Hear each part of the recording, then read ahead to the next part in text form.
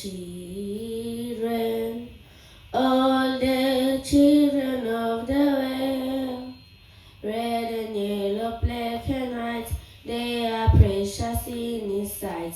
Jesus loved the little children of the world. Jesus loved the little children, all the children of the world, red and yellow, black and white, they are precious in His sight. Jesus loved the little children of the world. Jesus, yes, Jesus loves me. Yes, Jesus loves me. Yes, Jesus loves me. The Bible tells me so.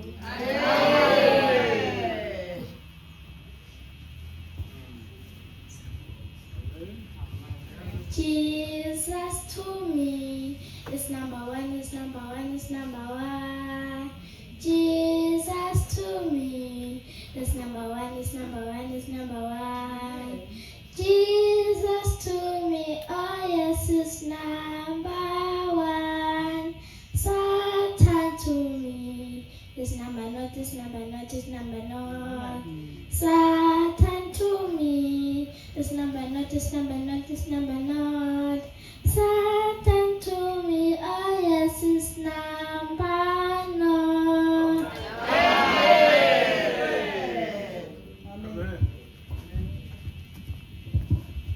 Hallelujah. Sizovula inkonzo yethu eSunday School ngenamba 89 kulongo levangeli. Now verse 3 sizosukuma sime ngeenyawo umthandazo. Nkosi ake ukhulume sengibeka indlebe beka nansibe nansibe kuyakho sutholile umoya sengizwa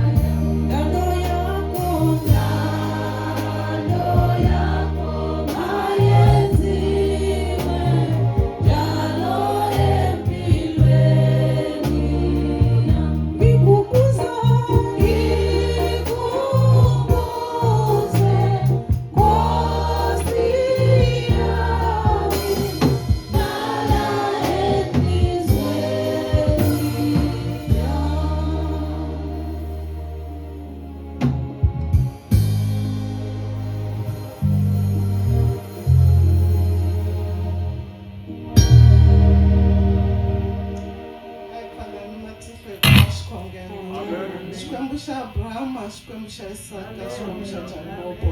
A ku khensa tatana hi nkarhi lowu nga hi nyiketa. U hi pfuxile hi ri lava hanyaka. U hi hlengeleta exikarhi ka ndlu ya wena. A ku rhamba hosi ya hina. Loko hi ri wexe a hi na lexi hi nga kotaka ku xi endla. Rhuma moya wa wena u yi dyondzisa ka nkarhi loyi wa Sunday school hikuva u tshembisile wena u te laha ku hlanganaka vambirhi kumbe vanharhu hi vito ra wena na wena u kona a pfumela leswaku u kona xikarhi ka hina hosi yanga hinkwako matlhelo ya mune va nga ta hlangana kona loko u va katekisa u nga yi rivali na hina ndhawu leyi hi dyondzise hosi ya hina u pfula tindleve ta moya ya hina hi kota ku twa rito ra wena ku ri hi kota ku hi pfuna hi hanya leswi u swi rhandzaka hikuva u te hi ta kota ku hanya ntsena hi marito ma humaka non'wana wa wena ha khensa Bava ha khensa Xikwembu xanga rhangela hinkwaswo na hinkwaswo swi nga ta endliwa dyambu leri endlwini leyi hi swi veka mavokweni ya wena hi ku pfumela hi vito ra muponisi wa hina Yesu Kriste.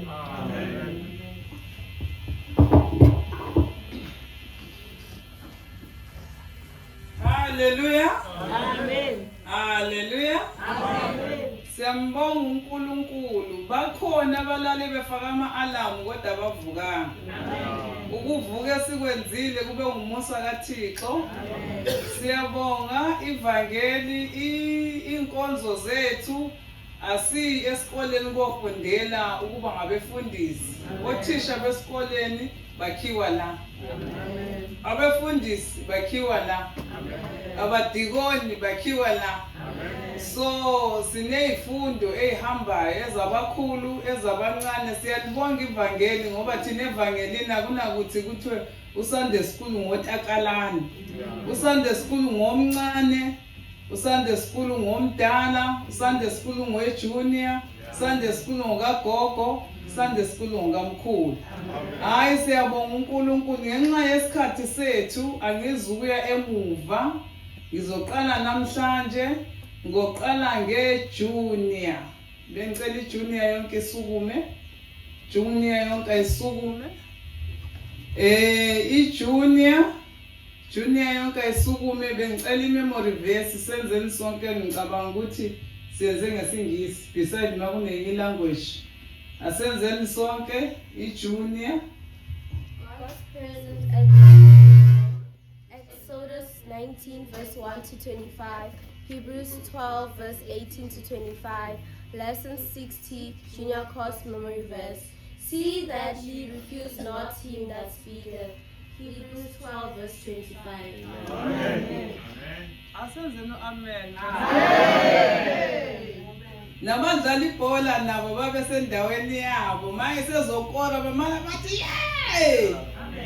Nathi sisendaweni yethu iyona indawo yethu esithola ukujabula khona ma umuntu enza into enhle sithi amen. Kubantu abadala ijunior yethu khona owenza imemory verse ngenye language ngaphandle kwesingisi. Ivangeli lethu licebile linama languages wonke. Angithi siyazi ukuthi eBhabheli kwahlukaniswa ama language abamaningi. So sathatha khona nathi ayikho into esingayenza. Siba nama languages amaningi. Maye ngekho asidluleleni kubantu abadala. Sifunda ngani namhlanje kubantu abadala? Yebo. Amen. Siyabonga. Itholakala phi kubantu abadala? Uthisha ufundisa umuntu oyedwa. All right. Okay. Yeah. Exodus 19 verse 1 to 25. Exodus 19 verse. Amen. Amen. Imemory verse yethu abantu abadala, imemory verse angizofundisa umuntu oyedwa bengicela ngale imemory verse. Yebo ume. Jacob 4 verse 8. Sendelani tsini ya mudzimu na ina sendele tsini yangu. Amen. Yes. James 4 verse 8, draw nigh unto God and he will draw nigh unto you. Amen. Gospel team. Amen. Junior senior. James 4 verse 8, draw nigh to God and he will draw nigh to you. Amen. Khona ngimshare ngala ngesizulu. Ngeswati. Jacob 4 verse 8, sonzelani kuNkulunkulu naye utawusonzela kini. Amen. Ngesizulu. Ukhona efundile yebo ma.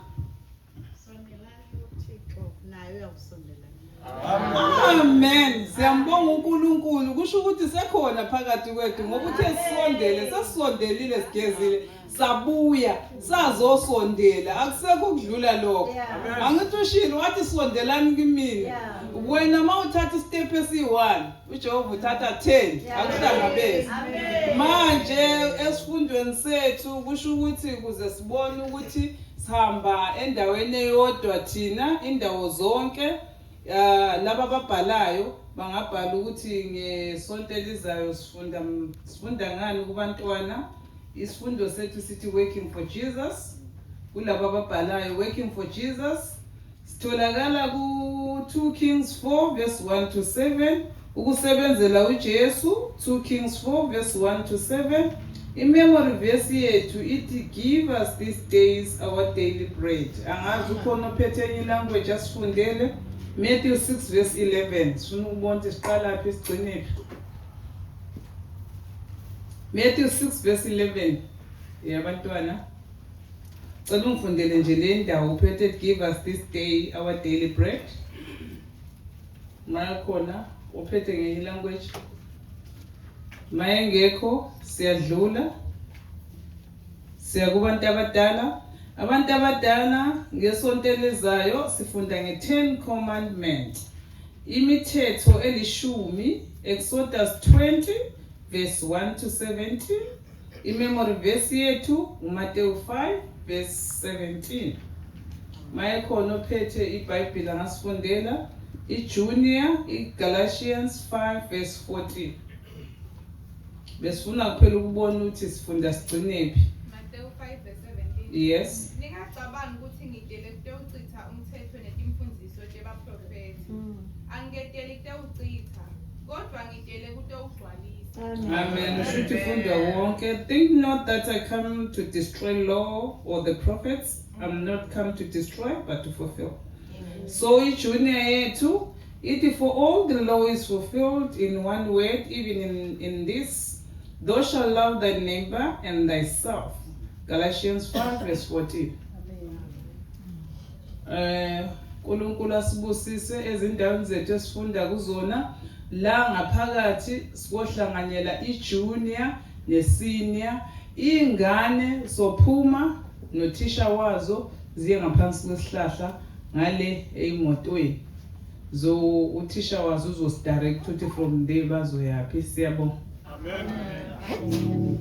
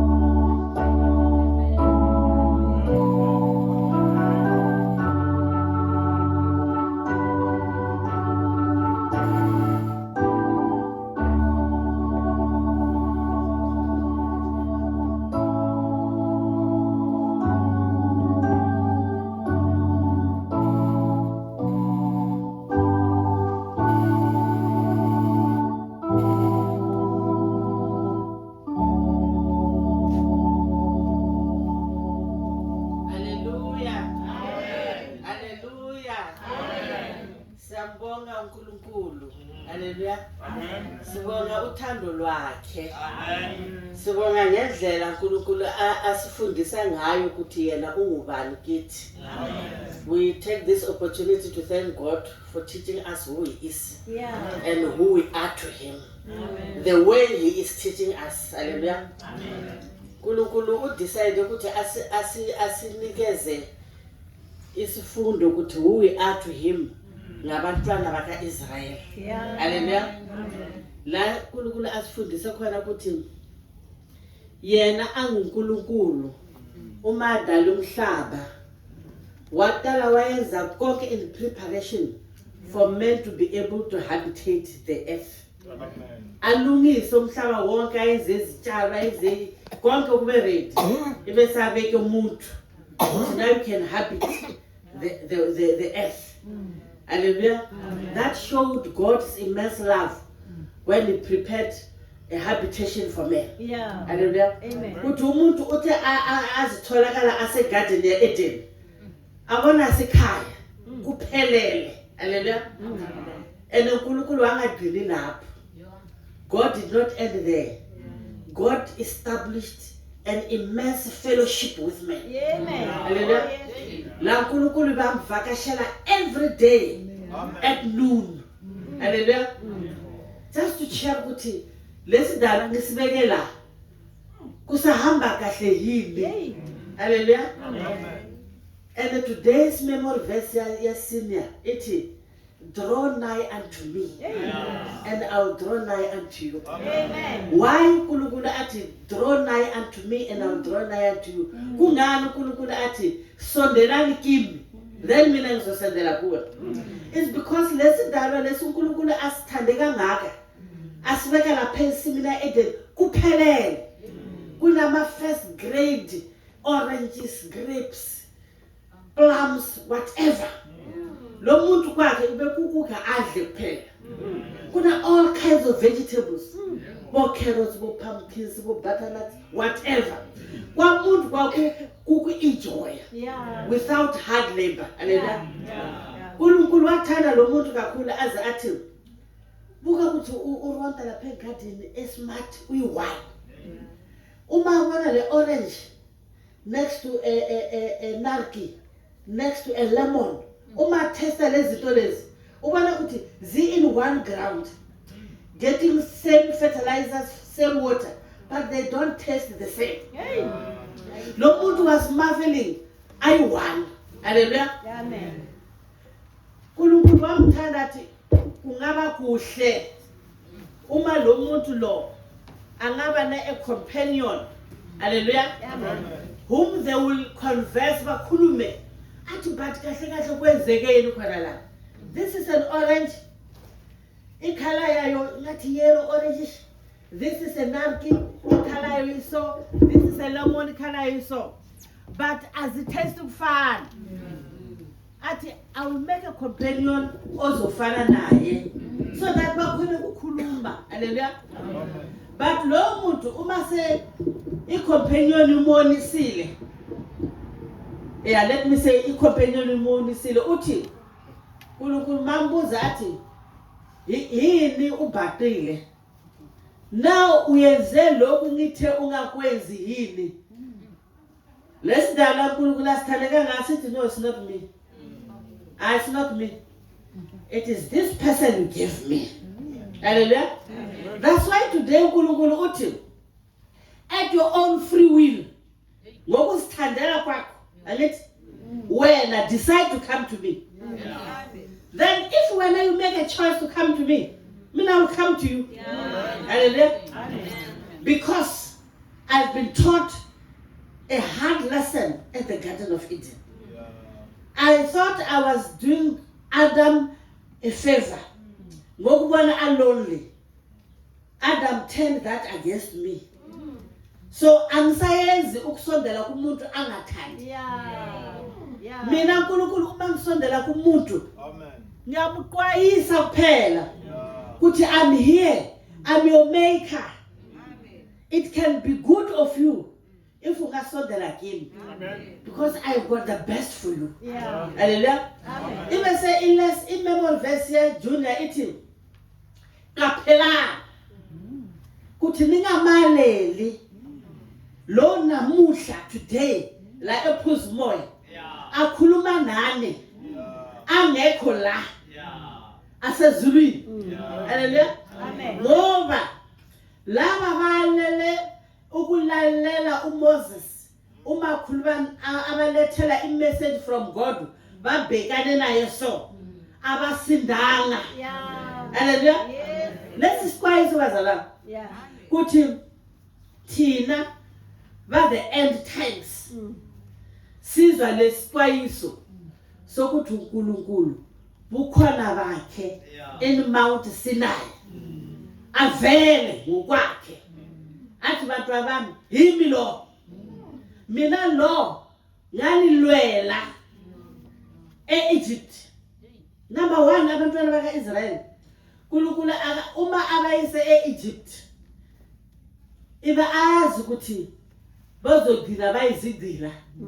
That's why he forewarned Abraham at your generation will be enslaved in this country where there will be sojourners or foreigners, but I will judge that country. Hallelujah. And uNkulunkulu as a greatest teacher or an architecture of teaching. Amen. He knew ukuthi uyenzela uma abayisa in slavery. Yes. Number 1, he was not taking them to slavery. He was taking them to Egypt for multiplication. Yeah. And preparation of takeover of Canaan. Yeah. Uma uNkulunkulu abayise Egypt. Abayisele Egypt ukuthi bohlala kamnandi in Goshen. Ba multiply bande. Babe those millions who will be ready ukuthi uma athi now go back and take the land. Bakhona ukufika badlala phuzu moya, badlala emanzini, badlala the whole of Swaziland. Hallelujah. As a takeover because he has given them that country. But there was also a reason why uNkulunkulu abayenza basebenze kanzima in Egypt. Hallelujah. It was because uNkulunkulu wasazi. Number 1, Adam uthe akusiyimi ngenze lokhu Eva. A simple thing. Hallelujah. Amen. Uma bangasinikeza ama oranges bathi ningathathi lama oranges nithatha amanarki lama oranges kuzothatha bomama sengwane nina nithatha nama banana ningathathi nama plums batshela mina bathi tshela sister Muza ukuthi ngiyakwenza lo mina ngifika ngitshele sister Muza ukuthi phathe senze 1 2 3 sister Muza decide ukuthi but lama plums ngathi amnandi a taste athi sesiligabhela lama plums amnandi awafuni.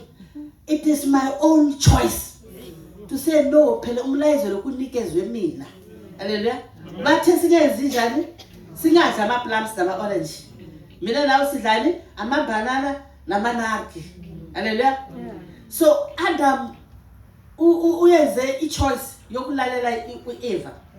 uNkulunkulu uyasazi ibaba prepareisha ukuthi kuzofikela isikhathi nibe stiff necked ningangilalele. And the time kuzofika lesikhathi ningangilalele you will be in slavery. But khona le uma ningikhumbula nizobuya back. Asibukeni ngabantwana bethu laba emakhaya kunaboneni abantwana bethu asibatrain ukuthi umavuka ndlala embed. Asibatrain ukuthi ikamera lakho uyashanyela ukorobhe uvule namafastela. Hallelujah. Yena uphoko uvuka ahambe ekitchen afika athola ukudla anti ngicela ibheka ngicela nini. Hallelujah. We forget ukuthi there is a tomorrow for this child. Yeah. Hallelujah. So God does not forget. God knows ukuthi there is a tomorrow for us. That's why it takes us through schooling. Uyasifundisa uNkulunkulu. Hallelujah. Ukuthi sifunde. Namuhla abantwana baIsrael bawelile ulwandle. Bangakawela ulwandle bantwana baIsrael. Basase Egypt. Uma base ku slavery yibo bakhumbula ukuthi ubaba wethu gogo wethu Abraham wasitshela. Namhla sinabo Jacob basitshela nabo Ruben nabo sibanibani basifundisa ukuthi kunoNkulunkulu wagogo wethu Abraham. Amen. And uma sikhuluma naye sila noma singamboni uyasizwa. Asikhaleni kuye ukuthi siyahlupheka lapha eEgypt. Bakhala. uNkulunkulu wabathumela uMoses. Hallelujah. Uma Moses afika Moses ufika uzi introduce ku the elders of Israel.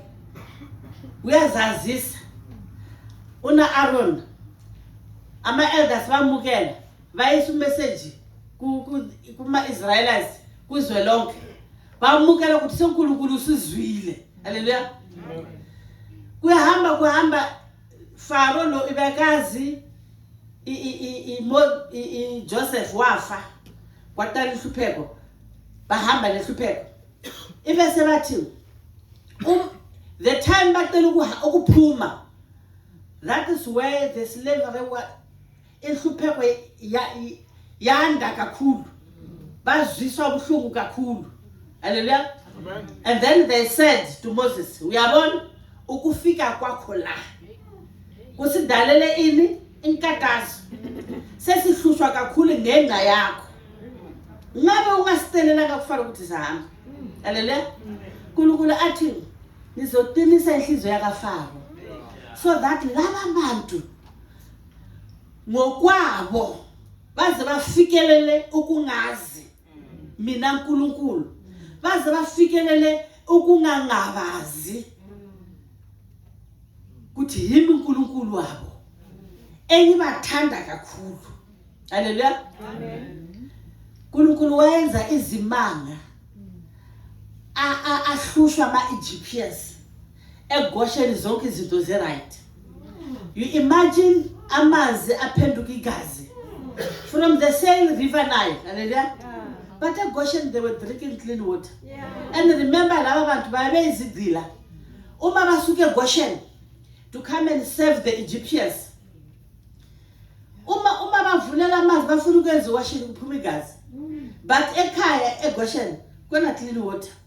Uma ufuna ukwenza etiye kuphuma igazi ube ungasebenzeki. Uma bahlangene eGoshen, I believe ukuthi bekunama gatherings.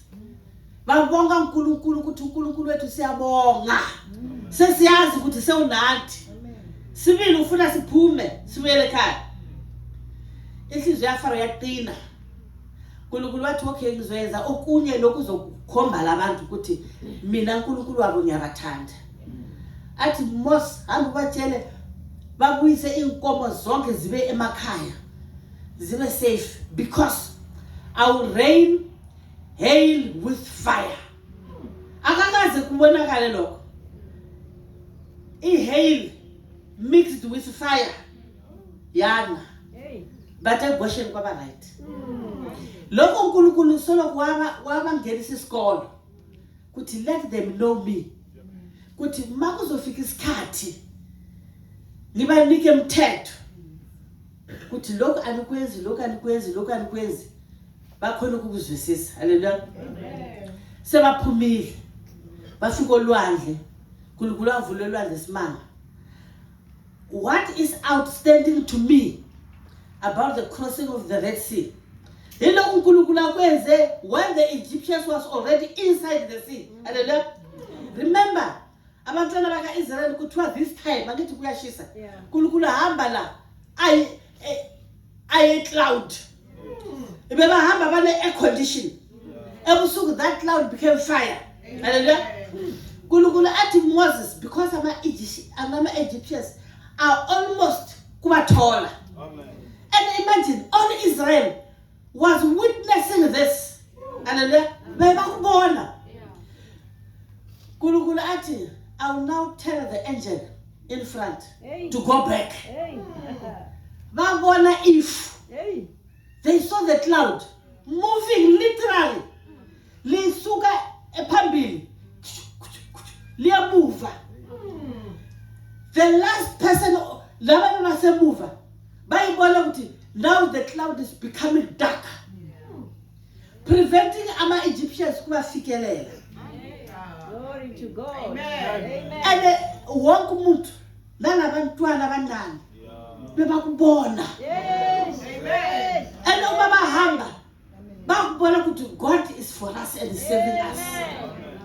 That's why after the crossing of the Red Sea, Miriam started a song which the whole Israel, millions, more than 3 million people joined and sang. It's because they saw the might of God. Hallelujah. Sankulunkulu uthi manje Moses laba bantu kudala bahamba bakhononda kuwe. Bathi nabo usiyekelile sesihlezi emkhathini kwamabhodi etinyama. But we're sitting in the middle of a pot of flesh. Ngala sidla ama garlic, ngala sidla ama fish, ngala sidla ini. It was better there. Hallelujah. Moses uthi uNkulunkulu uthi akunandaba. Manje isikhathi sifikile. Because not long bayongena eKenani. Said they must camp the longest because I want to school them. Hallelujah. At the end, because I want to school them, I want to talk to you. Bangalalele. So that batuzokholwa kuthi ngikuthumile. Because we are going to hi Moses futhi why a lesser tribe yakubo incane thina we are of the bigger clan and what why uNkulunkulu akakhethanga umunye kwethu asilide. Now God wants to teach them a lesson. Hallelujah. Let's go to our text, Exodus 19. Let's read verse 1 to 5. Verse 1. Ngenyanga yesithathu ngasemva kokukhuphuka kwabaka-Israyeli ezweni laseGibhithe, ngalolo suku bafika ehlane laseSinayi. Besuka eFidimi bafika ehlane laseSinayi bangenisa ehlane. Lapho aba-Israyeli bangenisa phambi kwentaba. uMose wanyuka waya kuThixo. uJehova wamemeza kuye entabeni wathi, yisho kuyo indlu kaJakobe ubatshele abaka-Israyeli ukuthi nabona lokhu engakwenzayo kuwo abaseGibhithe nokuthi nganithwala ngamaphiko okhozi nganiletha kimi. Amen. Go to 6. Verse 5.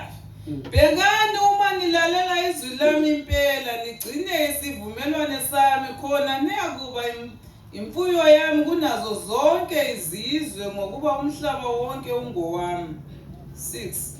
Niyakuba umbuso wami wabapristi nesizwe esingcwele. Nawa angamazwi oyakuwasho kwabaka-Israyeli. Amen. But when they reached Mount Sinai, the following day, Moses wakhuphuka intaba yokukhuluma naNkulunkulu. Hallelujah. Mount Sinai is Mount Horeb. Hallelujah. It's a familiar place la Moses aqale ukukhuluma naNkulunkulu khona uma alusa imvu zomkhwenyana wakhe.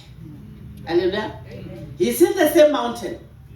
To him, so ujwayele ukuthi we have got an encounter with God. I'm able to talk to God, but mina kumele ngiphume ngiye la uNkulunkulu akhona. Hallelujah. Because nathi when we want to have an encounter with God, uma sifuna ukukhuluma naNkulunkulu, hallelujah, kumele sisuke ezintweni zethu zela uNkulunkulu azokhona ukusizwa kahle. Amen. Sidenounceile izono zethu ukuthi manje uNkulunkulu angisakufuni lokhu nalokhu sengifuna ukukhuluma nawe. Hallelujah. Moses went out to God ayokhuluma naye ukuthi uNkulunkulu sesifikile. Sinikeze umlayezelo ukuthi what are the marching orders in this wilderness? Sihamba kanjani ku this wilderness? Hallelujah. Amen. So uNkulunkulu uthi okay fine. Now that we have arrived, Moses, I've got a message for Israel. Go and remind them, hallelujah, amen, what I've done for them in Egypt. Yeah. Let them remember what they've seen me doing for them in Egypt. Why uNkulunkulu afuna sikhumbule lokho asenzele khona. Kuthi kuzokhona ukuhambeka la sekhona. Kuthi even if siyohlangana nehlupho phambili, hallelujah, sizokhumbula ukuthi okay kwabe nehlupho in the wilderness of sin. Sangabi namanzi. uNkulunkulu gave us water from the rock. Amen. In the wilderness of Rephidim, ilama Amalekites asilwise khona, hallelujah, and God fought for us. Amen. That's why uNkulunkulu uthi bakhumbuze kwase Egypt. Because kwase Egypt is where God showcased who he is. Hallelujah. You remember uma Moses afika kuFaro for the first time. Athi uwebani lo uNkulunkulu wakho ungubani? That is the God Elohim, God El Shaddai, the creator and the omnipresent God. Hallelujah. Athi angimazi lo nkulunkulu ene futhi anginandaba naye. Nami ngizokhomba ukuthi nabo bonkulunkulu bami ene bami baningi. Faro athi ngibabizeni bazo showcase nabo. Abanye bazo showcase nga-Ashdod, abanye bazo showcase ngaBhaal, abanye nga-Astarte, abanye ngabani. Lo una one God. Moses wakhipha induku yakhe yaphenduka inyoka. But showcase ukuthi nani ninathi uthi inyoka. Leya Moses showcased and swallowed on. God was actually saying, him uNkulunkulu phezu kwabankulunkulu bonke. So uNkulunkulu uthi Moses, now that you are here in Mount Sinai, angithi sengifuna ukurabha istamp ukuthi now niyangena eCanaan. But ngifuna ukunifundisa before ningene eCanaan. Ukuthi uma ngene eCanaan niyophila kanjani. Ningakhohlwa lokhu nganenzela khona. Ningakhohlwa lokhu nabona ngikwenza ukuthi I'm your God. Amen. Hallelujah. Amen. So Moses uyayehla uyabatshela. Let's proceed from verse 7. Verse 7. uMose weza wabiza izikhulu zabantu wabeka phambi kwazo lawo mazwi onke amnyalela wona uJehova. 8. Abantu bonke baphendula kanye bathi konke akushilo uJehova siyakukwenza. uMose wabuyisela kuJehova amazwi abantu. 9. Amen. La uNkulunkulu uthi bakhumbuze Mose ukuthi ngabathwala like an eagle. Ngaphapha nabo. Hallelujah. But isifundo sesifundisa ukuthi a mother eagle uma ufuna ukufundisa abantwana bakhe ukufly. Hallelujah. Uma yakha in nest yakhe ufaka ama layers are different. And one of the layers are thorns. Hallelujah. Uma bona ukuthi kuyakhula lo kwabantwana nyana ukhipha one layer at a time. Kukhulekana akhipha another layer. Selamevanyana ngathi ahlabahlabanyana. Wabona awasase comfortable akithi. Say is teaching them ukuthi phela kumele uphume la in the nest. Uqale kwenze njani? Ukundiza. Se uma bona ukuthi akusase comfortable uyakufundisa ukuthi phela you can be comfortable in your own. Uyakuphusha lapha in the nest. Akuphushe. Uyabona amaphiko sengathi right. Aphume mother eagle. Akubone ukuzama uma bona ukuthi ngathi sokuzowa uyakuthwala. Hallelujah. Akubusele in the nest where it's not comfortable. Say amevanyana ahlaba. Akunese maybe for a day, the following day uyakupusha kuphume until nakuzobona ukuthi hey phela kungcono ukuthi ngisiphaphele ngokwami. Ngoba in the next kunameva akusahlaleki. But uma ngaphuma ngiziphaphele ngathi kuzoba mnandi.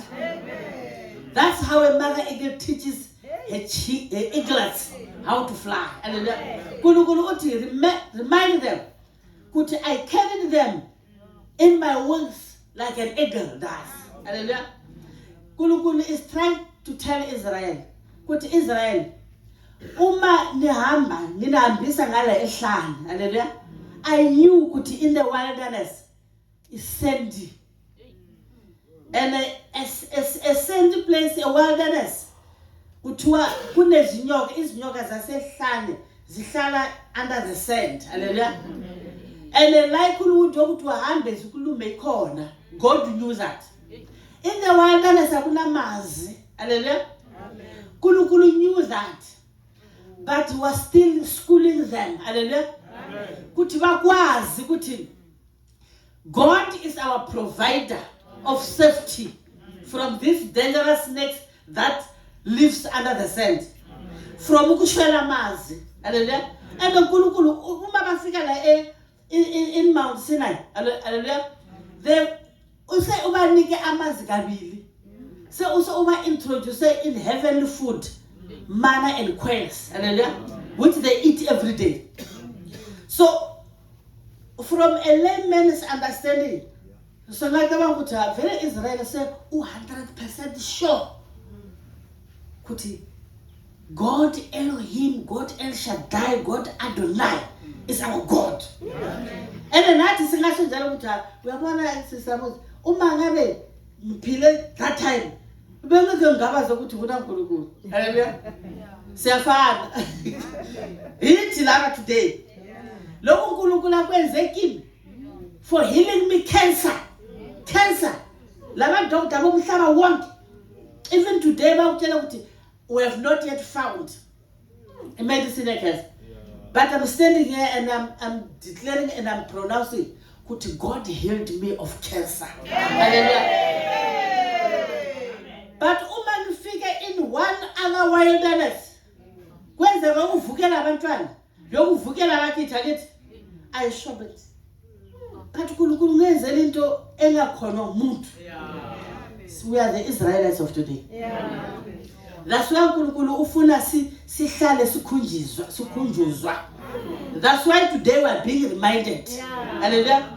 Kuti he is waiting for us. He said, draw nigh unto me and I will draw nigh to you. Hallelujah. uNkulunkulu khuluma nathi today. And uNkulunkulu khuluma nathi kuti abantwana bakaIsrael most of them abafikanga eKenani. Because abakhonanga ukulalela Moses. Today uthi let's take heed. Sitaphele uthi singaleli okhuluma nathi asezulwini. Because labalele okhulume nabo asentabeni yasinayo bamuzwa bangena ngeKenani. Hallelujah. Amen. Uthi bakhumbuza Moses. Sebafika Moses uyabatshela kuthi uNkulunkulu uthi 1 2 3 but hallelujah. Amen.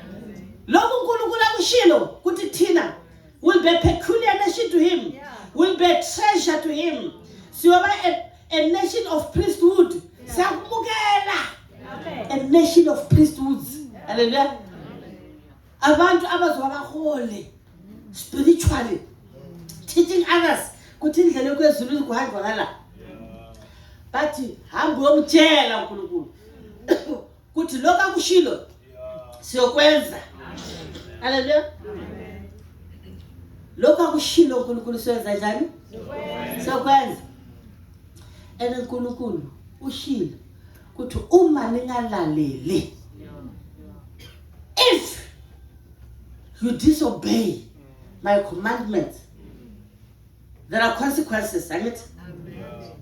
They are quick to say, hi, Tina, sesikubonile uNkulunkulu wethu, usikhiphe elwandle, usinike ukudla, bona sesidla mahala, senza njani. Alo uNkulunkulu athi sikwenze, siyokwenza. Hallelujah. Amen. Asiboneni ukuthi Paul Solomon uthini about quick response without thinking of the consequences.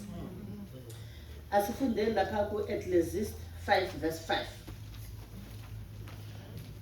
Ecclesiastes 5 verse 5.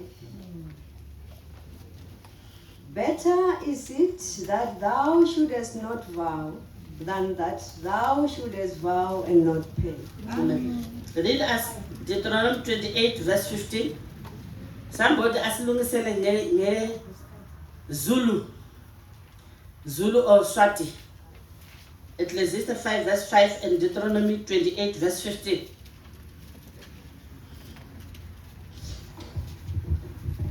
Umshumayeli 5 verse 5. Kulungile ungafungi kunokuba ufunge ungafezi. Deuteronomy chapter 28 verse 15. Verse 15.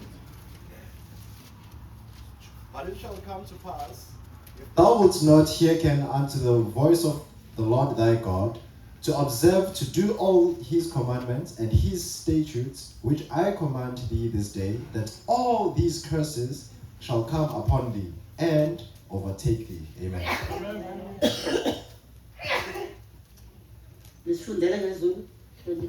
Deuteronomy 28 verse 15. verse 15, Deuteronomy 28 verse 15. Kothi uma ningalilaleli izwi likaJehova uThixo wakho nokuqaphela ukuzenza zonke izimemezelo zakhe nemithetho yakhe engikuyala ngayo namhla, zonke lezi ziqalekiso ziyakwehlela zikufikele phezu kwakho. Amen. uNkulunkulu azange abafihlela abantwana ba-Israyeli, haleluya, ukuthi ukuhluleka ukulalela okwenza imithetho yakhe kunama-consequences, kunalokuzoza kamuva okungase-right. Haleluya, azange abafihlela. But laba yenza njani? Quick to respond. But konke lo uNkulunkulu akusho siyokwenza, siyolalela izwi lakhe, siyoyenza konke lokhu akushilo. Let's continue. Verse 10. uJehova wathi kuMose, hamba uye kubantu ubahlambulule namhla nangomso, abahlanze izingubo zabo. 11. Babe sebelungile ngosuku lwesithathu, ngokuba usuku lwesithathu uJehova uyakwehlela entabeni yeSinayi emehlweni abantu bonke. 12. Wobamisela abantu umkhawulo inxa zonke ukuthi xwayani ninganyukeli entabeni, ningaphathi eceleni kwayo. Lo oyakuphatha intaba uyakubulawa impela. 18. Kangaphathwa ngesandla kodwa akhandwe ngamatshe nokuba ashawe ngemicibishelo impela, akungaphili noma kuyinkomo noma kungumuntu. Nxa kushawa icilongo lokumemeza abenyukele entabeni. 14. uMosi wehla entabeni waya kubantu wabahlambulula abantu bahlanza izingubo zabo. 15. Wathi kubantu, ibani senilungile ngosuku lwesithathu, ningasondeli kumfazi. 16. Kwathi ngosuku lwesithathu sekusile kwaba khona ukuduma nonyazi nefu elinzima phezu kwentaba nokukhala kwetilongo okukhulu kakhulu, bathuthumela bonke abantu abaseKamu. 17. uMose waphuma nabantu eKamu ukuya kuhlangana noThixo, baya bema enzansi nentaba. 18. Intaba yonke yaseSinayi yathunqa umusi ngokuba uJehova wayehlele phezu kwayo ngomlilo. Umusi wayo wenyukela njengomusi weziko. Intaba yonke yazamazama kakhulu. 19. Ukukhala kwetilongo kwanda kwezwakala kakhulu. uMose wakhuluma, uJehova wamphendula ngezwi. 20. Wehlela phezu kwentaba yaseSinayi esihlokweni sentaba phezulu. uJehova wabiza uMose ukuba eze esihlokweni sentaba, uMose wakhuphuka. Amen. Asimeni lapha. Haleluya. La uNkulunkulu utshela Mose uthi, njengoba laba bantu bathi bazoyenza yonke lento engibatshela yona, they are ready ukuthi ngikhulume nabo. Haleluya. Angikhulumi nabantu nje bangazilungiselanga ukukhuluma nami. Haleluya. They must be prepared and they must prepare themselves ukuza bezokhuluma nami. Haleluya. Siyabona sonke ukuthi sinjani la namuhla. Asikaze siye esontweni ngempahla esiyangazo emasimini. Ngithi uma siye emasimini sigqoka ama-faskoti nama-boots or amabhatha. Akunjalo ngithi sigqoke nama-straw hat ukuthi singashi. But when we come to God, I know even if ngicale ngokuya emasimini ngabo 5, haleluya, uma ngize enkozweni I go and prepare myself ukuza just enkozweni nje. But here uNkulunkulu uthi they must come and meet me. We have got an appointment and we have got a meeting place. The meeting place is in this mountain. Amen. But siyohlangana kune procedure okumele yenziwe. Haleluya. Wena Mose hamba uyobahlambulula. Haleluya. Hamba yenze njani? Go and sanctify them. Hamba uyobahlambulula. Mose kumele yenze njani? Kumele afike athi Israel asizihlambululeni sonke. Azishoni kuNkulunkulu sithi siziphingi, sizitshontshe, singababulali sicela uNkulunkulu sithethelele before siyohlangana naye. Most must lead them in the process of sanctifying themselves. Abalide ukuthi sisihlanza sona. But njengoba seniyibonile ipattern ukuthi sizihlanza kanjani. Hallelujah. Omunye nomunye in his or her own time makazihlanze yena self. Now it becomes an individual matter. Utala mos uyabahlambulula then bona kumele bazihlambulule nabo. Hallelujah. Athi akupheleli lapho. Even your physical appearance kumele uzilungise nihlanze ingubo zenu, nigoke ingubo eziclean, nihlambe nani nibe clean and be ready to go to God. Hallelujah. But here is a caution. Lapha entabeni siyoba sibeka ama red tape. Kuthi kungabi khomuntu oyisondela that red tape. Hallelujah. Kungabi namkoma esondela that red tape. Because osondela abambe uyakufa nokufa. Because uNkulunkulu ungali. But ufuna ukukhuluma wena Israel ulalele izwi lakhe so that uzoba nesiqiniseko ukuthi you have got a God okuthandayo okunakekelayo ungamboni. Hallelujah. You will hear him talk. Nizomuzwa akhuluma. Hallelujah. Amen. Sekuyalungiswa konke ama tape yabekwa. Abantu banikwa umthetho. And abantu they are eager. Ukuthi bokhuluma naNkulunkulu. They are eager to attend this meeting with God. Hallelujah.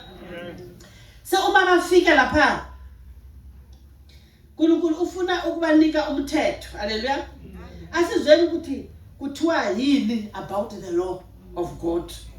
Let's read Psalm 19 verse 7 to 11.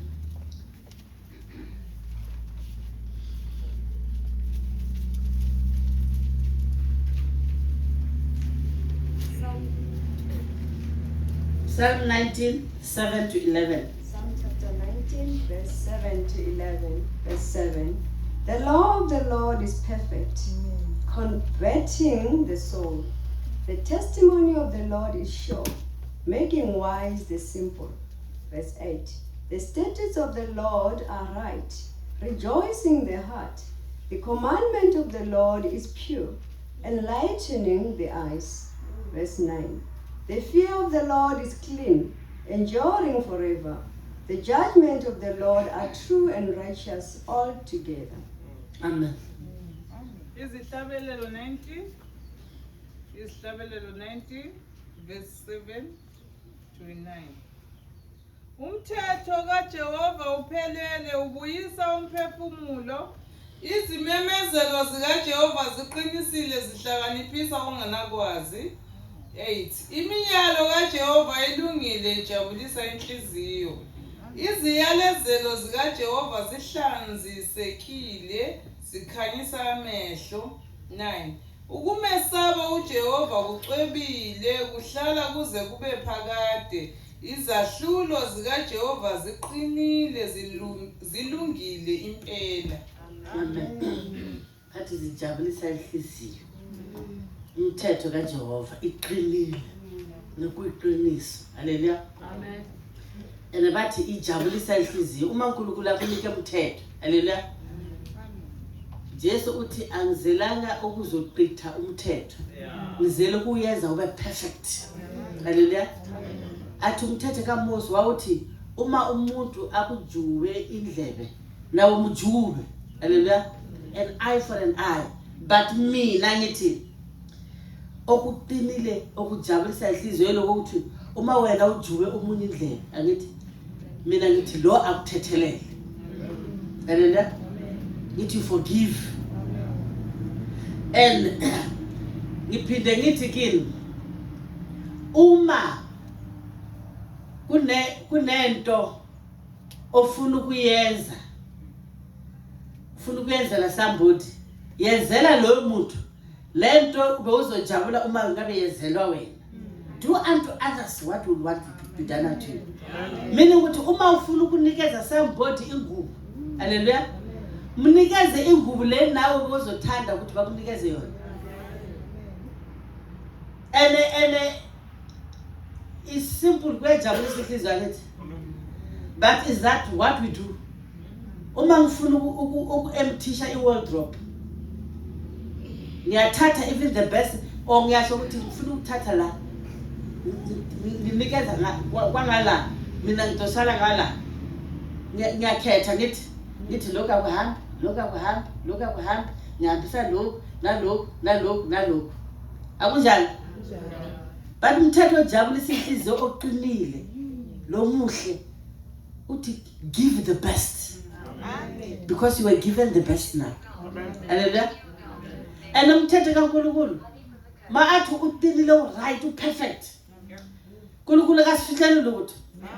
Jesu uthi yazani ukuthi uma nithandaza, you must say let your will be done on earth as it is in heaven. Hallelujah. Ezulwini bahlala ngenjabulo ngokuthokoza. Hallelujah. Loving each other and caring for each other. Hallelujah. So if you pray and say let your will be done on earth as it is in heaven. Hilokhu ujabulisa uNkulunkulu. Hallelujah. And abazalwane, unity is a beautiful thing to have. Unity. Yabazalwane. Kuhle. Hallelujah. And that is what the devil is fighting for. Kuti, don't be united. You must say, not love each other. Akumelanga nithandane, akumelanga libekanye. That's why the devil, because Satan has put in unity there is strength. Hallelujah. Because in unity you cover each other's weaknesses and poverty. You all look the same. You take care of each other the same. That's why abazalwana basendulo. But abanye baze ba decide man ukuthi why kumele sihlale lena le asithengisele ifuyo yethu sibuye sihlale in a commune. Hallelujah. Where akuna lo azathi mina ngi-own imoto ngi-own ini. Hallelujah. They were living together as one. And it was nice. Uma bavuka ibekune ischedule sokuthi this week abobana bavuka bayenza soft porridge lesikhaftini sabantwana besikoleni. This week abobana bayenza washing abantwana, abobana bayenza ba-ayinayo, abobana ba-cleanayo. Hallelujah. And it was nice. Hallelujah. So that's why kuthiwa umthetho kaNkulunkulu, let's embrace the law of God wholeheartedly enhlizweni zethu. Siyazi ukuthi muhle, uqinile, ujabulisa inhliziyo. And one thing let me ngayidiscover ngithi yilo ukuthi uma wena uyenza into enhle komunye umuntu, hallelujah, lo muntu uzohlekelela athi thank you very much, sometimes akuhage, hallelujah, but when you get what is called joy, not happiness, because in jabulo happiness lasts for that moment, but joy is fulfilling. You feel satisfied ukuthi kusho ukuthi uNkulunkulu beke enye into enhlizweni zethu la mabakwenzele into ekujabulisayo uyajabula, become happy. Hallelujah. But lento ekujabulisayo which you become happy kumele uthole every now and then into ekujabulisayo. But when we have done a good act to prove that we have done what is approved by heaven, you get a gratification, joy that fulfills. You feel satisfied, man, in your heart, and akusin jabulo ne, in jabulo ejulile, in your heart, something is confirming to you. Kuti lokhu kwenzile la, you have done what you have been directed by God and you obeyed. Hallelujah. Sena uNkulunkulu ufuna ukukhuluma na Mose. Uma labafundela khona kokuqala ku verse 16. Can you just read 16 in English? And 17. Exodus 19, verse 16 and 17. And it came to pass on the third day in the morning that there were thunders and lightnings, and a thick cloud upon the mount, and the voice of the trumpet exceeding loud, so that all the people that was in the camp trembled. 17. And Moses brought forth the people out of the camp to meet with God. And they stood at the nether part of the mount. Amen. That on the appointed day, uNkulunkulu batshele ukuthi abazihlanze for 2 days. Ngelanga lesithathu is the meeting place, is the meeting date. Hallelujah.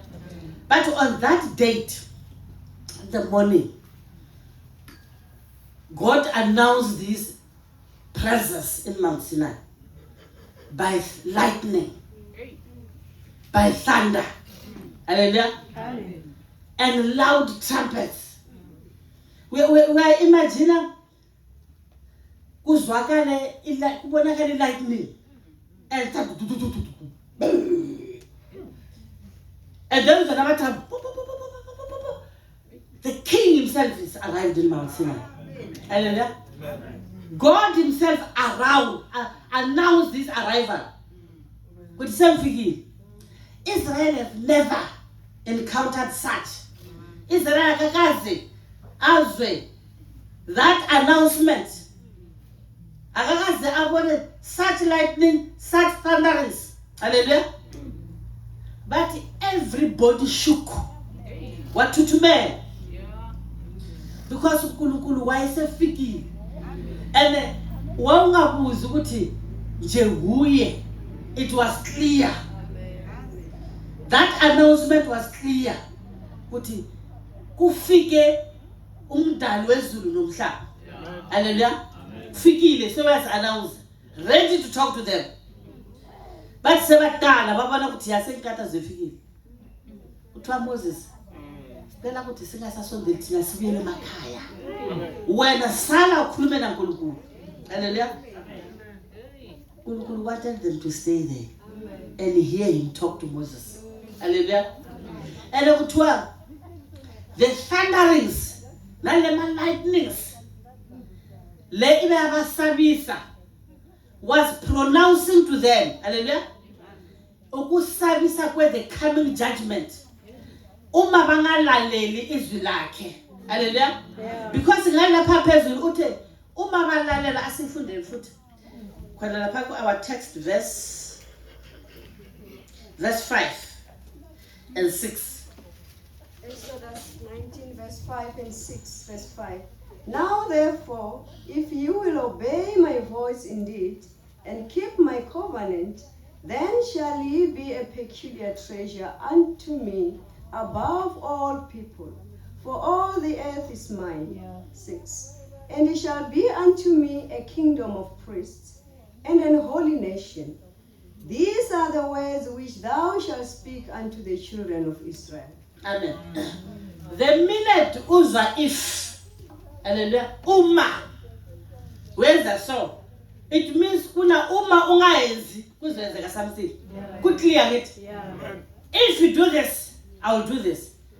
And it means kuna if ungayenzi lokho mina ngizoyenza so. Sankulunkulu by this thundering yokusabisa uNkulunkulu waye a pronounce judgment ezovela uma bangalalele. Kuthi judgment yosabisa just like this thunderings and lightnings. Hallelujah. Yosabisa judgment. When people who did not obey God will be judged and will be shown the road to eternal death, hell. Hallelujah. It will be a very fearful thing. So uNkulunkulu waye pronounce ukuthi if you don't obey, ukusabisa kwe judgment kuba njengoba. Hallelujah. Asifundeni Isaiah 59 verse 1. Isaiah 59 verse 1. Behold, the Lord's hand is not shortened, that it cannot save, neither is ear heavy, that it cannot hear. Amen. Hallelujah. Amen. uNkulunkulu uyakhona ukulalela, uyakhona ukuzwa, uyakhona ukwenza. Hallelujah. But uNkulunkulu ulalela azwe abantu aba prepared to talk to him and tell him ukuhluleka kwabo nokufuna kwabo uncedo lwakhe. Haleluya.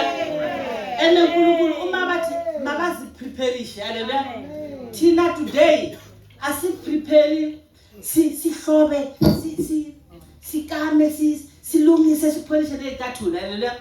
Apart from that uNkulunkulu ufuna siprepare nenhliziyo zethu. Amen. When he said draw nigh unto me and I'll draw nigh to you. Hallelujah. Kumele nisondele phambi kwaNkulunkulu. Nisondeze inhliziyo yami. Ready to forsake.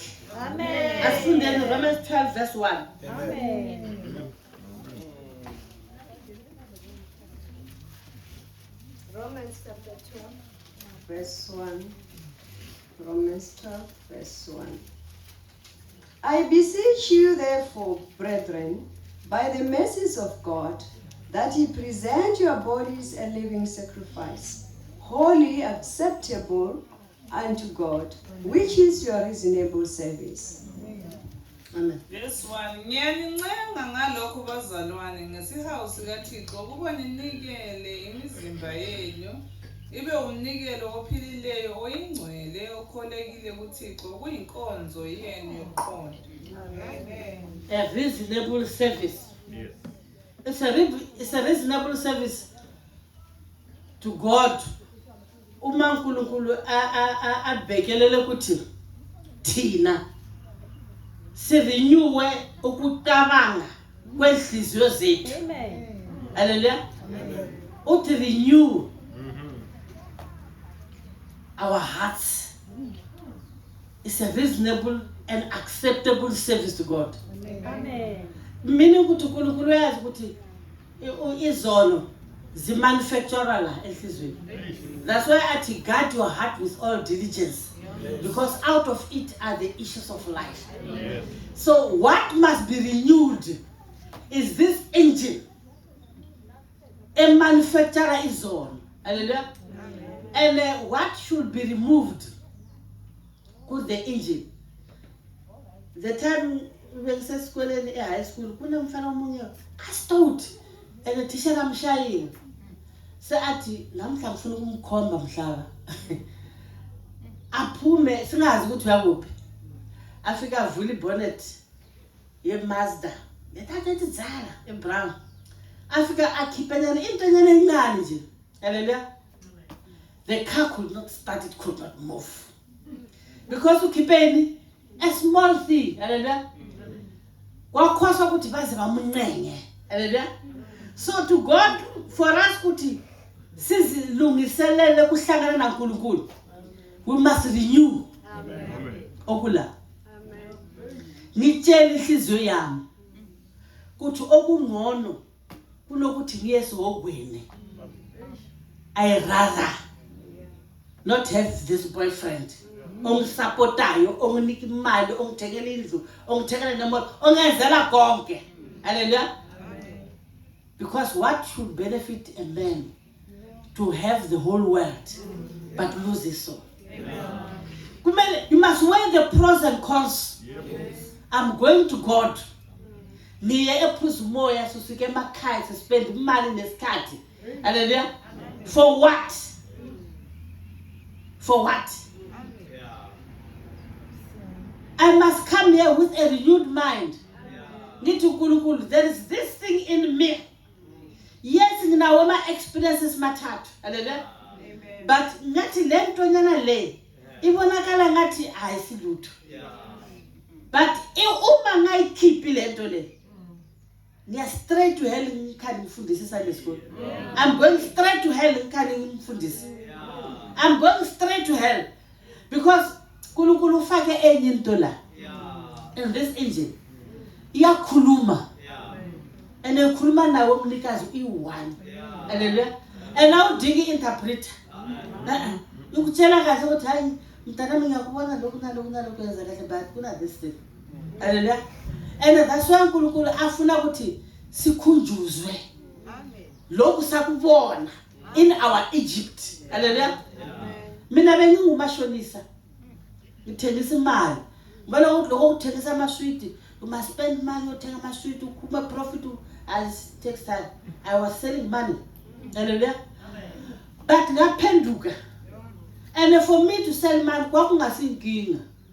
I have never had kuti kulukula kafuni. One day, siku big Sunday, emafemane tula mahashi high school. Hallelujah. The late mfundisi khosa wayitali kushumayela.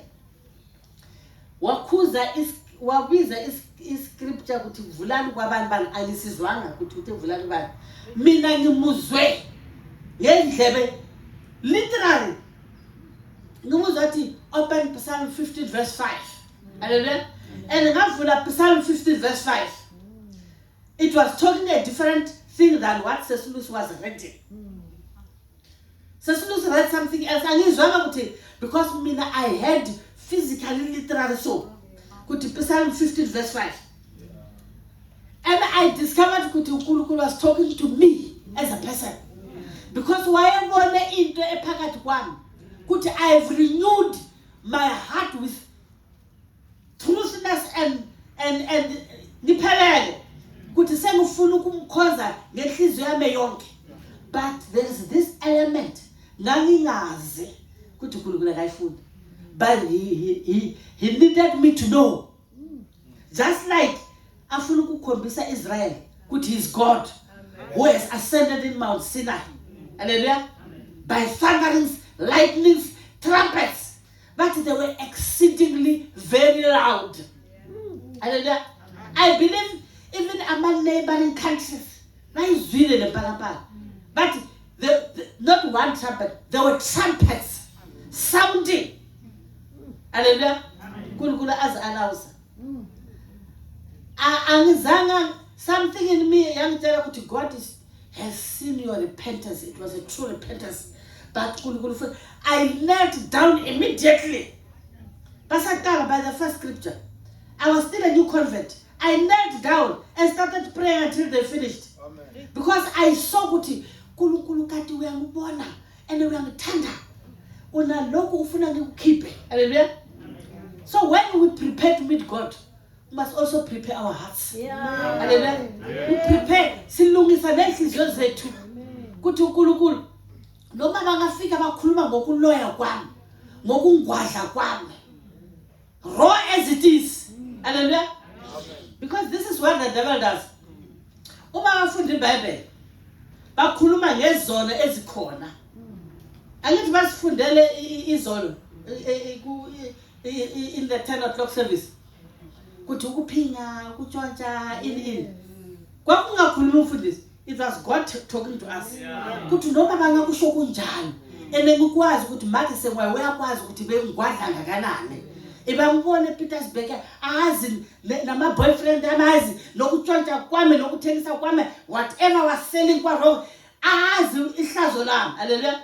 When I come, I must prepare my heart. Kuthi noma bangafika bakhulume ini nani kukhulume lo ngaziyo. Hallelujah. Kumele nithi wena uNkulunkulu khuluma nami because I want heaven. That's how we prepare to meet God. Ngizi preparation ukuthi akunandaba ukuthi bafika bachumayela ngani. Uma ngisesiporweni uNkulunkulu, I'm ready to shift. Hallelujah. Because uma ningalungisanga inhliziyo yami, hallelujah, I'll get lost. I'll get lost. Asiqhubekele phambili. Amen. Asifundeni. Okay. Hebrews 12 verse 20. Hebrews 12 verse 20.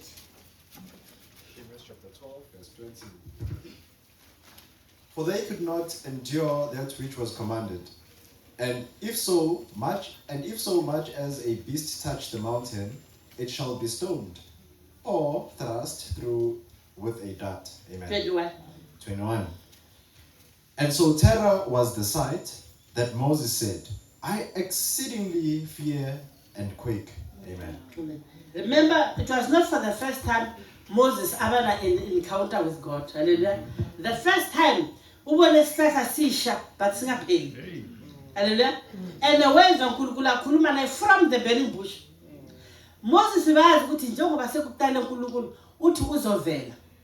But the way uNkulunkulu avele ngakhona this time, even Moses was afraid.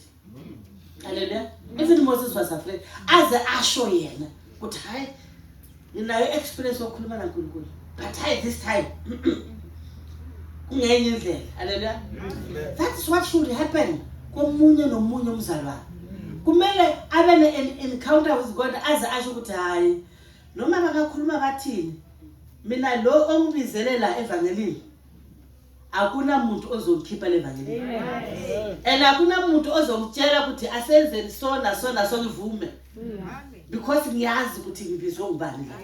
Ngiyamazi ongenzele lokho angenzele khona. So akuna muntu ozongitshela ini. Hallelujah. I know where I'm going. Hallelujah.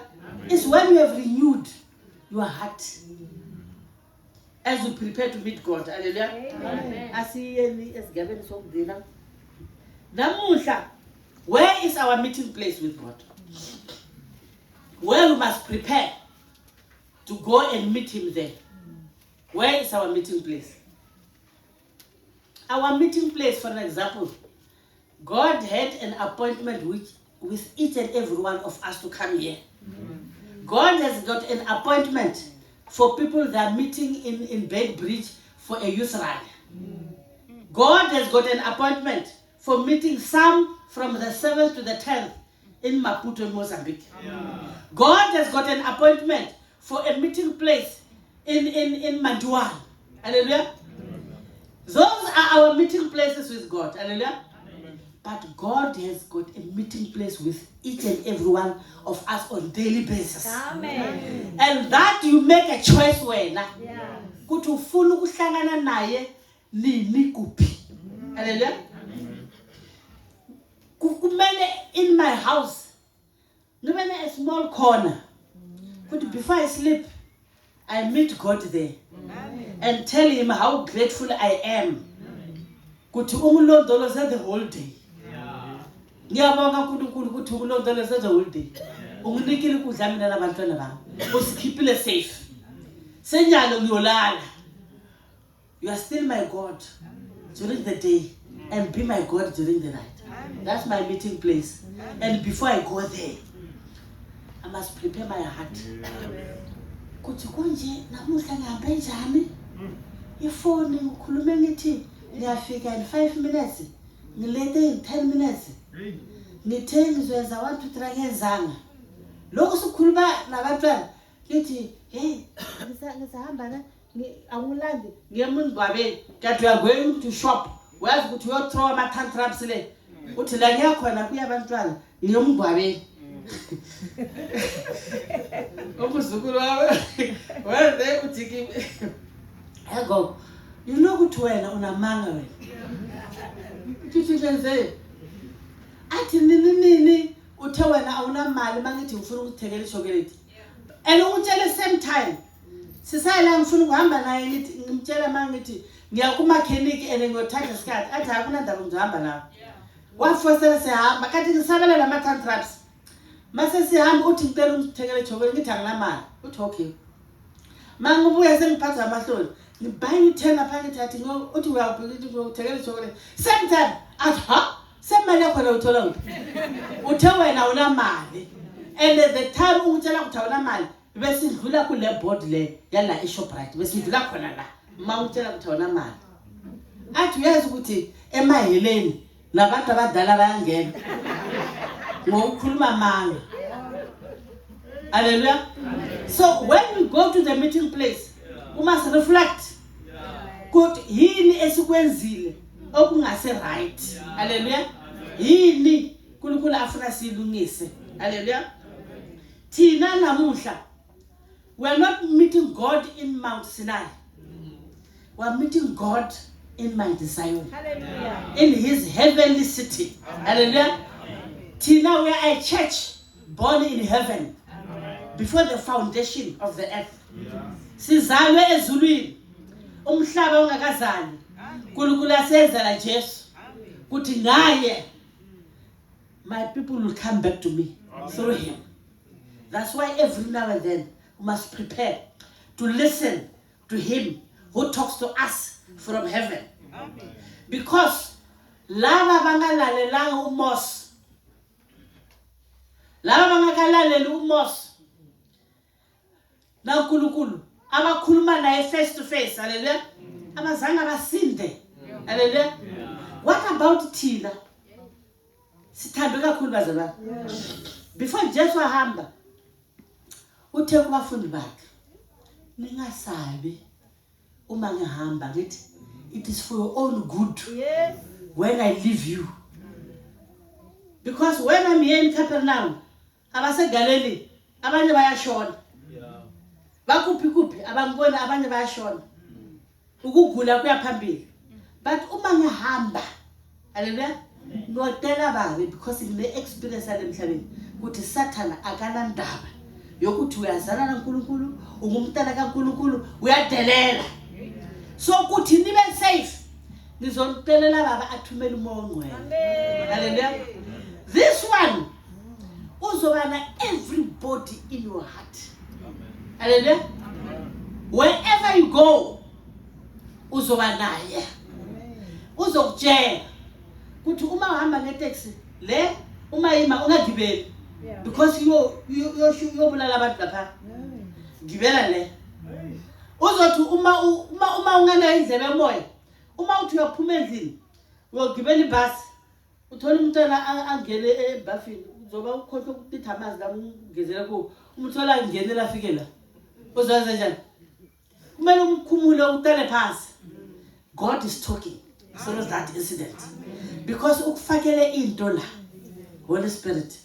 So uma thina singamlaleli okhuluma nathi asezulwini singamboni, so sinda ngaka, so sinda njani? So sinda njani? Akuna kusinda. Hallelujah. We are pre-warned. Remember verse 18 kaphela kuthi nilalele okhuluma nani osezulwini. Hallelujah. Amen.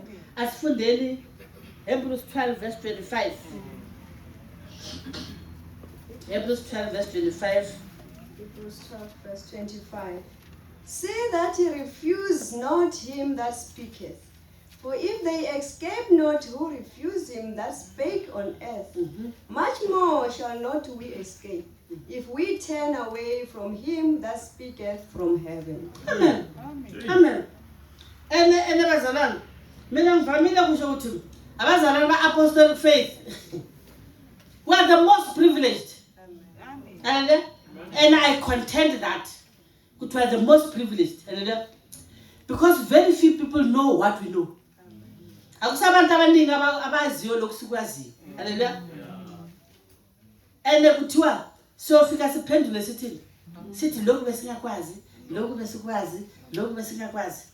There is nothing that we don't know. Because the Holy Spirit is teaching us on daily basis. Amen. What has happened? When he say prepare to meet me, you must prepare. Amen. When he say be ready to meet me, you must be ready to meet him. Amen. When he say draw nigh unto me, you must draw nigh unto him. Hallelujah. Amen. Must draw nigh unto him. Hallelujah. Let's read our last verse. Revelation 6:15 to 16. Revelation chapter 6, verse 15 to 16. And the kings of the earth, and the great men, and the rich men, and the chief captains, and the mighty men, and every bondman, and every free man, hid themselves in the dens and in the rocks of the mountains. Verse 16. And said to the mountains and rocks, fall on us, and hide us from the face of him that sitteth on the throne, and from the wrath of the Lamb. Amen. Sithe, the thunderings, the trumpets which were exceedingly loud, and the lightnings. Yayikhombisa ukusabisa kwe the judgment. Hallelujah. But amakhosi omhlaba bagijime babhaka when Jesus have come with the saints set on the throne. Hallelujah. But siwelele ngoba kunokumfacea asijaje kuyasabisa haleluya sonke uNkulunkulu makasizeni. When we are called to his meeting place, we need to go there prepared. And we must have time to have our personal meeting place with God. Amen.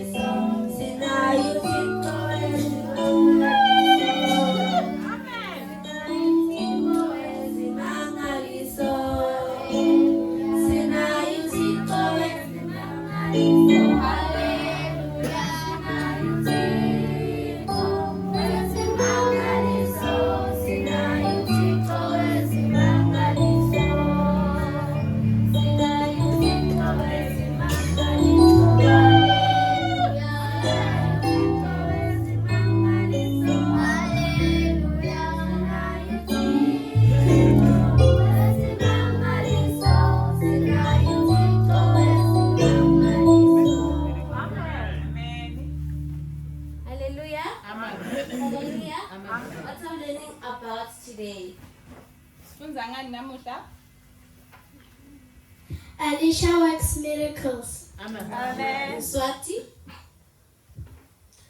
Elisha usebenta imangaliso. Amen. And where do we get our lesson from? 2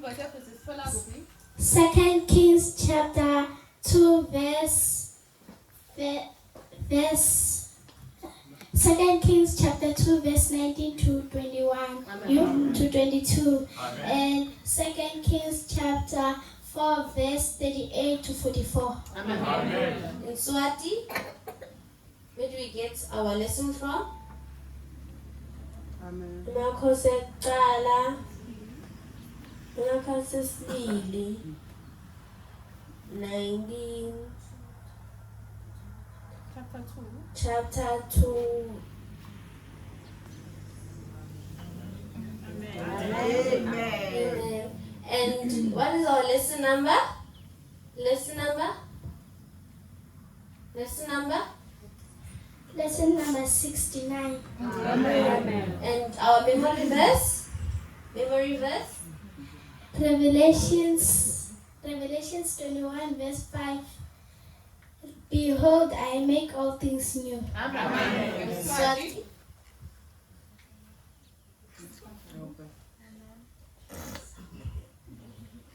Sambulu 21 verse 19 verse 5. Amen.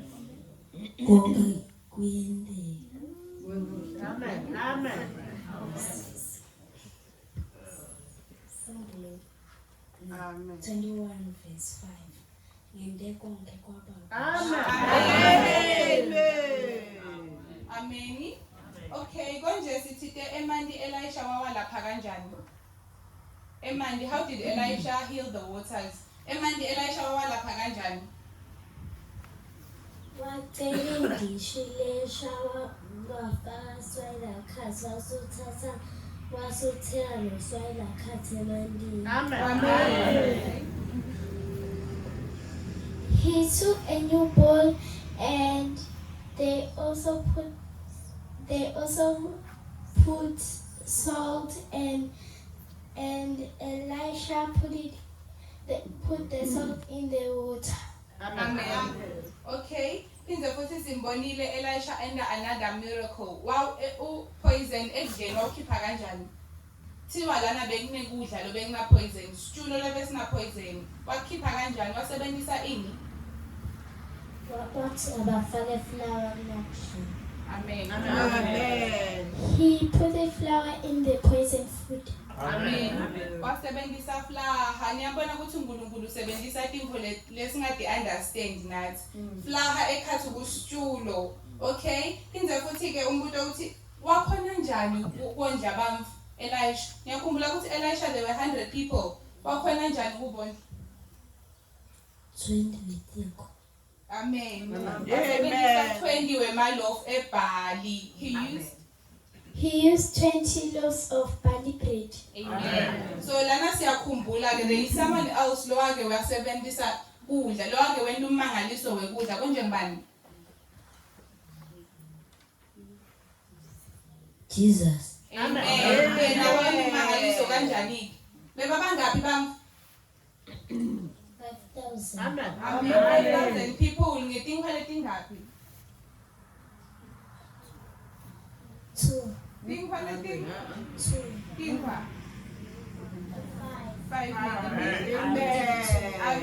Tinkhwa beti-2 tinkhwa beti-5 netifish leti-2. Lo nkulunkulu wethu lona uyakhona kwenta imangaliso. Bese-ke ngubani lo sondlako? Thine kuze sikhule sibe bangaka sibe badala kangaka ngubani lo sondlako? uNkulunkulu. Amen. uNkulunkulu ke lo sondlako. So thine sifundzile namuhla konje sifunze kuthini? What did we learn today? That people cannot make miracles without God. Amen. Nokunye lesifundzile?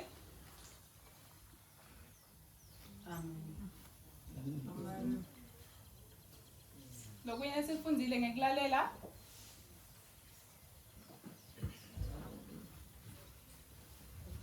Nokunye sifundzile ngekulalela?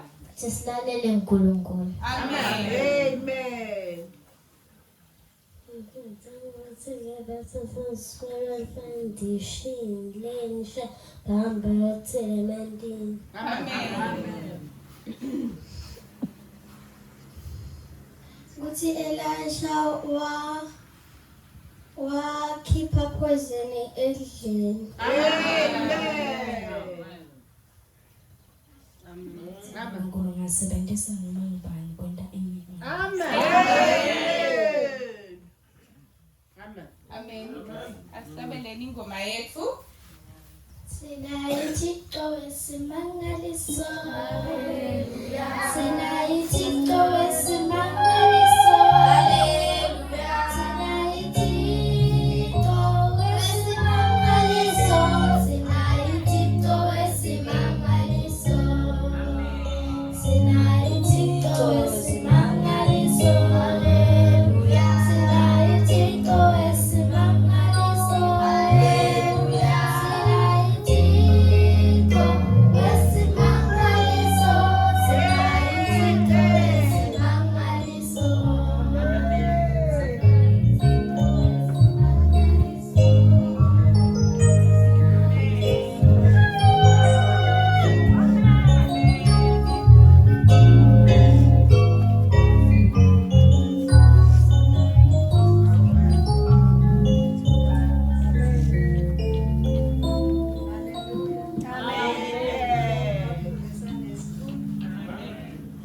Sifundile uNkulunkulu asisize so that we can be now the doers of the word. Sibonga isifundo se-Sunday school uNkulunkulu makasisize ukuthi sibabenzi bezwe. This was written for us to learn from this. Lokhu kubhaliwe for thina ukuthi sikhona ukufunda For our admonition. ukuthi sibonge uNkulunkulu ngakho.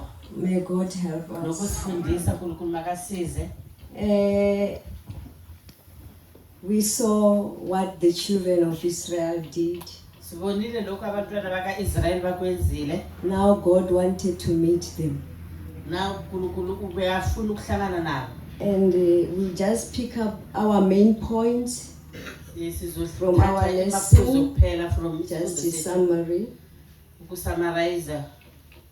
It was not the first time when Moses, the Mount Sinai, it was something that Moses he was used to. Mount Sinai, Moses we saw that was the place where he met his God on the burning bush. And God promised Moses that to show, we gave Moses the token so that you can believe that really I'm going to use you to deliver the children of Israel. When you have been delivered, you will come and worship me in this mountain. Moses uNkulunkulu uyenzele Moses isiqiniseko sokuthi uma sewuzobakhululile abantwana baka-Israyeli yila uzobuya khona la entabeni nizongikhonza khona. So this teaches us that God is not a liar. Lokhu sifundisa ukuthi uNkulunkulu Whatever God has promised, He will do. lokhu uNkulunkulu asithembisile uyakwenza. Let's read Numbers 23 verse 19 in Swati. Numbers 23 verse 19. And Hebrews chapter 10, 23 in English. Siswati and Numbers 23 verse 19. Verse 19. uNkulunkulu akasiye umuntu ukuthi angatshala emanga. Futhi akasiyo indodana yemuntu lekhupukako engqondweni yayo. Uyakhuluma yini angabe aseda? Uyethembisa yini angabe asasiveza sethembiso sayo? Amen. Let's read that in English. Numbers chapter 23, Verse 19. verse 19. God is not a man that he should lie, neither the Son of Man that he should repent. Hath he said, and shall he not do it? Or hath he spoken, and shall he not make it good? Amen. Amen. God is not a liar. He does not lie. He fulfilled all His promises. Whatever He has promised you, He will do it at His own time. Just keep waiting in faith. May God help us. We see God now wanting the children of Israel to prepare themselves to meet Him. The children of Israel, God told Moses that you must sanctify them, and they must also sanctify themselves. They must purify themselves, they must wash themselves, and they clean their clothes. Sibona uNkulunkulu atshela Mose ukuthi yena Mose kumele ahlanze abantwana baka-Israyeli naloko ukuthi bona kumele bazihlanze baphinde bawashe ingubo zabo zokugcoka. He said today and tomorrow, Ubatshele ukuthi bayenze namuhla nakusasa. because on the third day I will come. Ngoba ngelanga lesithathu ngizoza. I want to speak while they hear my voice. Ufuna ukukhuluma bona bangilalele. We have heard the teacher explained our meeting place with God. Sizwile uthisha achaza inhlangano yethu la kumele sihlangana uNkulunkulu khona. We have now answered the invitation as we are here today. Siphendulile isimemo ukuba kwethu la namuhla. But the question is, Isimbuzo yilo ukuthi did we prepare ourselves nasi prepare to hear from Him? sesilungisile. Because He brought us here so that He can speak while we listen. Ngoba usibizele la kuzokhuluma thina silalele. But He wants to meet us at the right level. uNkulunkulu ufuna ukuhlangana nathi esigabeni esilungile. Purify yourself. Asizihlanzeni. Sanctify yourself. Asizihlanzeni. How do we prepare to meet with the Lord? Silungiselela njani ukuhlangana naNkulunkulu? How do we prepare to meet with the Lord? Silungiselela njani ukuhlangana naNkulunkulu? That is a question. Umbuzo asiphenduleni. How do we prepare? Silungisela kanjani ukuhlangana naNkulunkulu? Let's read Matthew chapter 5, verse 23 and 24. To those who tell themselves that we are saved, we are sanctified, we are baptized with the Holy Spirit. Kulaba basitshela ukuthi bona baphendukile bathathelele izono bangcwelisile bambathana ngamandla omoya ongcwele. This does not exclude them. Lokhu akubabadlululi. Don't think that because you have 3 spiritual experiences, you are prepared. Ungacabanga ukuthi ukuba nalamanyathelo amathathu sewulungisile. We have to consecrate ourselves and purify ourselves on a daily basis. Kumele sizihlanze sisihlanzisise ngamalanga wonke. Matthew 5, verse 23 and 24. Verse 23. Therefore, if thou bring thy gift to the altar, and there rememberest that thy brother hath aught against thee, 24. Leave there thy gift before the altar, and go thy way. First, be reconciled to thy brother, and then come and offer thy gift. Amen. Amen. Is Swati? Verse 23. Ngakho sakho eladini nguNkulunkulu. Bese ukhumbula ukuthi umnakeni unemavumbo nawe. Sishiye khona lapho embi kwelilathi sipho sakho. Uhambe uyokubuyisana nemnakeni. Bese uyabuya-ke ude unikela ngesipho sakho. Amen. May God help us. God wants us to make reconciliation. uNkulunkulu ufuna siyenze inkonzo yokuhlangana. Fix the broken relationship. Asilungise Be at peace with everyone. asihlale nokuthula nowonke. We are here today Sila namuhla to come to meet with our God. kuzohlangana naNkulunkulu. Our worship will be in vain if we do not prepare ourselves. Ukwenza kwethu kuyoba yize uma To come and kneel and talk to God or ask God something while you have a grudge against another person. size sizoguda sikhulu sithandaze while sinamagqubu nabanye abantu. We are wasting our time.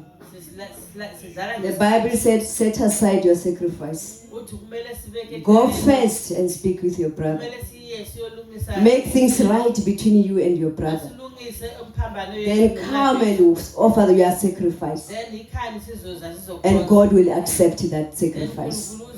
But if we don't do that, uma singakwenzi we waste our time to come here. sidlala ngesikhathi ukuzala. It can be your child.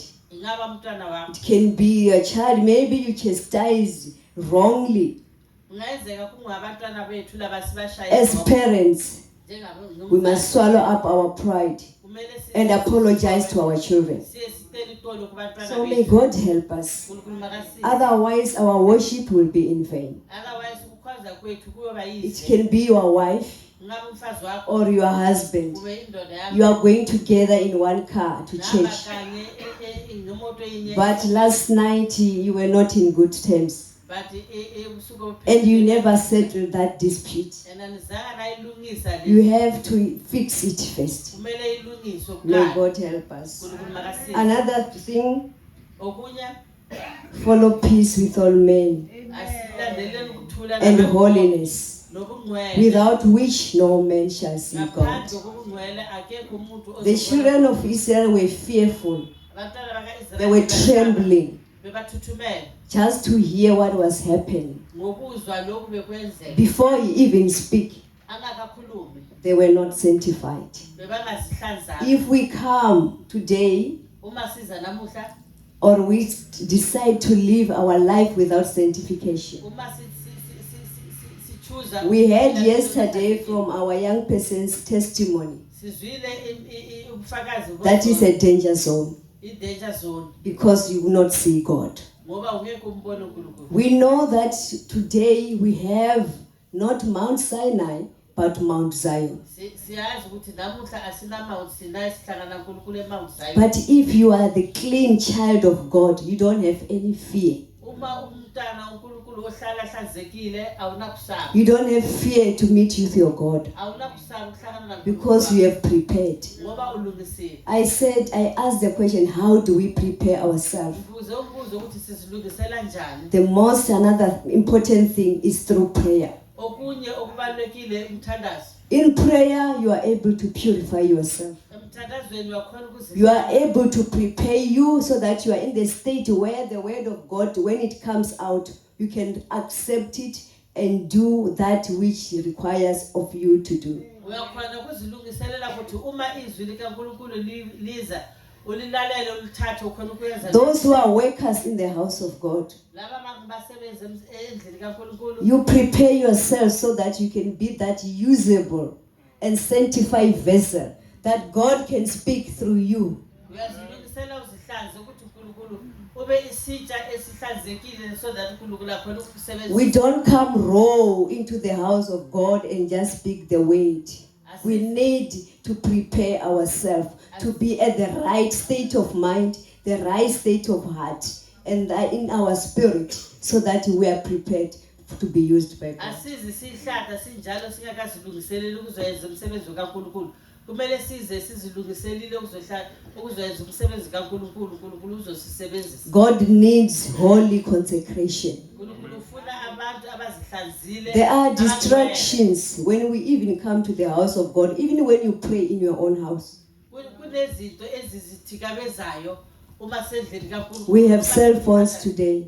sinama-cellphone namuhla. May God help us. uNkulunkulu makasize. We all know who people who have gone to do interviews for their jobs. Siyazi abantu abazilungisele kuya kuma-interview yomsebenzi. They dress professional. Badressa kahle.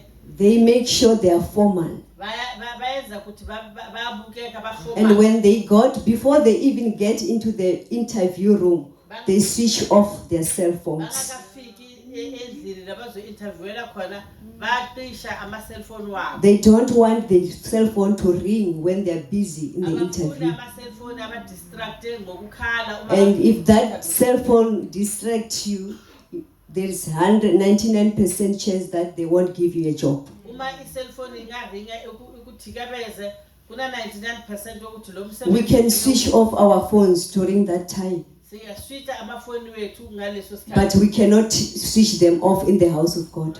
Kodwa singeke asikhona ukuswitcha la endlini kaNkulunkulu. We even sit down and start chatting during the service, Siyakhona nokuchatha during the service ngama-cellphone. which means we don't believe that this is a meeting place with our God. Ngoba asikhona ukuthi yila sihlangana khona enkonzweni naNkulunkulu. Which means we don't believe that this is our meeting place with God. This place, this ground is holy.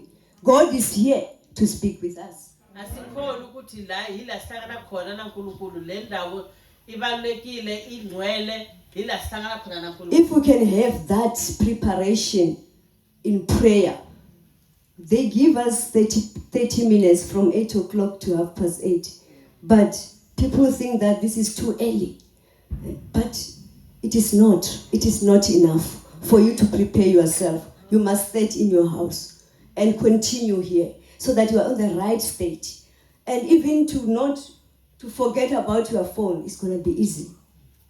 uNkulunkulu sinikwe isikhathi sokuzilungiselela ezabasebenzi.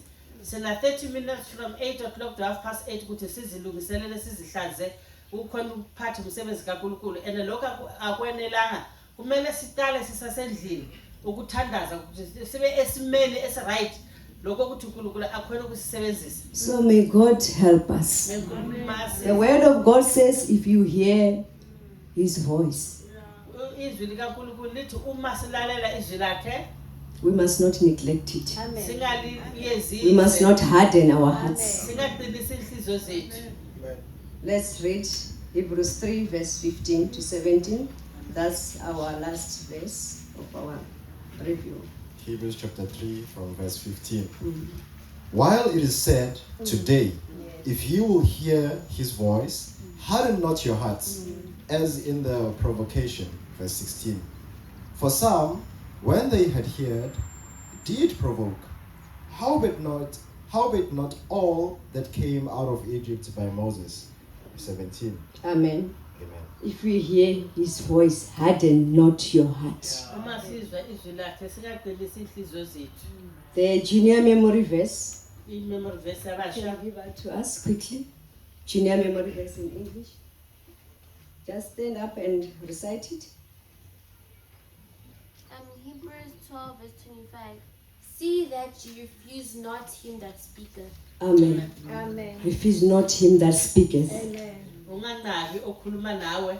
He's speaking from heaven. Ukhuluma nathi asezulwini. If he did not spare those who refused Moses, Uma angazange aqolela labe bakhuluma naMoses do you think you're going to escape?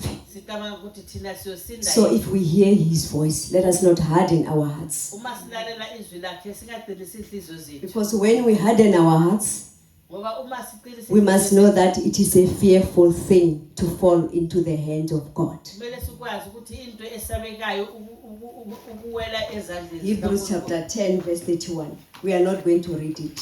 So may God help us Amen. to learn and be the doers of the word, Ukufunda sebayenzi bezwi to likaNkulunkulu. prepare ourselves to meet with God. Ukuzilungiselela ukuhlangana naNkulunkulu. Our meeting place is not only at church. Umhlangano wethu In our houses, we have our altars. endlini zethu kumele sibe nama-altars ethu. And if we can make sure that we prepare before we get to our altars, we'll be holy, sanctified people daily. And by the time we come to church, we'll be very far. Uma singazilungiselela sisasezindlini zethu kuye kuma-altar ethu siyothandaza uma siza enkonzweni siyoba sihlanzekile sibe bangcwele. This is